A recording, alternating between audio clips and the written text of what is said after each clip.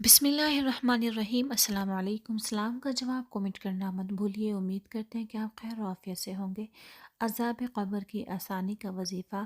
حضرت عبداللہ ابن عباس رضی اللہ تعالی عنہ فرماتے ہیں کہ ایک شخص نے کہا، میں تمہیں ایک بات بتاتا ہوں، اگر ایسے کرو گے تو منکر نکیر سے خوف نہ کھاؤ گے۔ شب جمعہ میں 2 رکعت نماز ادا کیا کرو، ہر رکعت میں سورہ فاتحہ 1 بار اور سورہ اخلاص 50 بار پڑھو۔